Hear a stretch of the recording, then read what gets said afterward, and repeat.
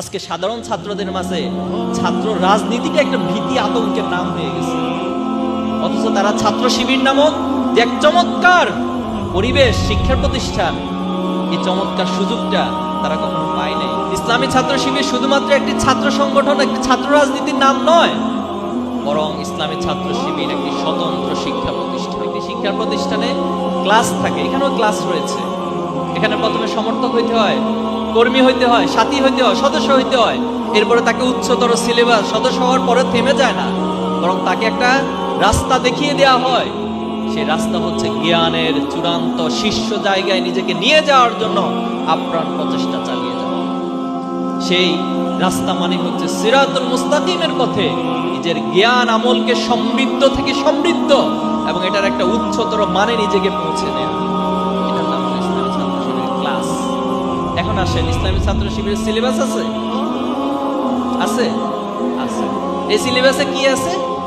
এই সিলেবাসে একজন ছাত্রকে তার এই দুনিয়ার শ্রেষ্ঠত্ব অর্জন করার জন্য, রব্বানা আতিনা ফিদ দুনিয়া হাসানা, এই দুনিয়ার কল্যাণ অর্জনের জন্য যা কিছু প্রয়োজন, যা কিছু জানা প্রয়োজন, তার ইতিহাস জানা প্রয়োজন, ইতিহাস আছে। তার ভূগোল জানা প্রয়োজন, ভূগোল আছে। তার অর্থনীতি জানা প্রয়োজন, অর্থনীতি আছে। তার সায়েন্স জানা প্রয়োজন, সায়েন্স আছে। তার শিল্পকলা সাহিত্য জানা প্রয়োজন, এখানে সম্ভার রয়েছে। প্রিয় ভাই, এরপর এখানে ক্লাসের ব্যবস্থা আছে, আছে, আছে। কি ক্লাস? কোরআন ক্লাস। আমরা বলতেছি কোরআন ক্লাস, কোরআন তালিম। একজন মুমিন হিসেবে, একজন ইমানদার হিসেবে একজন ছাত্রের তার কোরআনকে জানা, কোরআনকে বোঝা, কোরআনকে হৃদয়ঙ্গম করা, আফালা ইয়াতাদাব্বারুনাল কোরআন, এই আয়োজন ছাত্র শিবির নামক শিক্ষা প্রতিষ্ঠানে আছে। এখানে সামষ্টিক পাঠ রয়েছে, যার মধ্য দিয়ে তিনি তার মেধা এবং তার মেধার বিকাশ ঘটাতে পারেন। এখানে একজন ছাত্রকে শিক্ষামূলক অংশগ্রহণ, ক্যারিয়ার গাইডলাইন মূলক প্রোগ্রাম আপনার জন্য আয়োজন করেছে। আপনি দুনিয়াতে ভালো ক্যারিয়ার করতে চান, আপনি ভালো রেজাল্ট করতে চান একাডেমিকলি, আপনার জন্য চমৎকার গাইডলাইন রয়েছে। কোথায় করতে চান? ক্লাস 1 থেকে 10 আছে। ইন্টারমিডিয়েট আলিম লেভেলে করতে চান? আছে। আপনি বিশ্ববিদ্যালয় মেডিকেলে ভর্তি হতে চান? আপনার জন্য চমৎকার আয়োজন এখানে আছে। এরপর আপনি আর কি জানতে চান? আপনার নৈতিকতা প্রয়োজন, নৈতিকতার সর্বোচ্চ মানদণ্ডে পৌঁছার জন্য যত আয়োজন, সব আয়োজন। আপনি আপনার এই সমাজের কাছে দায়বদ্ধ থাকার জন্য আপনার ভিতরে একটা মূল্যবোধ প্রয়োজন, সেই মূল্যবোধ তৈরি করার জন্য যে আয়োজন, সেটাও ছাত্র শিবির। আপনি আপনার পিতা মাতার প্রতি সম্মান প্রদর্শন করতে হবে, সেই লেসন, সেই টিচিং এখানে রয়েছে। আপনি স্পিরিচুয়াল হবেন, নিজেকে আধ্যাত্মিক লেভেলে পৌঁছাবেন, আমাদের সভ্যদারি নামক প্রোগ্রাম রয়েছে। যে সভ্যদারি প্রোগ্রাম আপনাকে, আমাকে, এই সমাজের ছাত্রদেরকে আল্লাহর গোলামীর অনুভূতি এবং রাত্রিকালীন নিজের শত ব্যস্ততা, নিজের সারাদিনের শত কাজের পর যখন রাতের বেলায়, রাতের গভীরে আল্লাহর কাছে জায়নামাজে দাঁড়িয়ে নিজের মনের কথাগুলো আল্লাহর কাছে তুলে ধরা, সেই আধ্যাত্মিক, সেই স্পিরিচুয়াল পাওয়ার অর্জনের সকল আয়োজন এখানে রয়েছে। কি প্রয়োজন একজন শিক্ষার্থী তৈরি হওয়ার? সবকিছুই। আপনি কো-কারিকুলার অ্যাক্টিভিটিস হিসেবে নিজেকে তৈরি করতে চান? আপনার জন্য ডিবেটের ব্যবস্থা রয়েছে। আপনি সাহিত্য চর্চা করতে চান?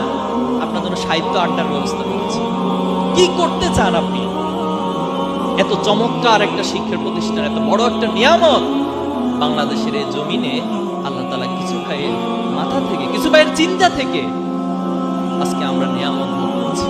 কিন্তু দুর্ভাগ্য হলো সত্য, গত 15টি বছর বা তার আগেও অসংখ্য ভাবে, বিভিন্নভাবে, বিভিন্ন ট্যাগিং এর মাধ্যমে, বিভিন্ন অপবাদের মাধ্যমে ছাত্র শিবিরকে মোকাবেলা করা হয়েছে। কিন্তু সেই মোকাবেলার ফলাফল কি দাঁড়িয়ে? সেই মোকাবেলা যারা করেছে আজকে কি তারা পরাজিত হয়েছে নাকি ছাত্র শিবির পরাজিত হয়েছে? কারা পরাজিত হয়েছে? তারা পরাজিত হয়েছে। তারা পরাজিত হয়ে পালিয়ে গেছে।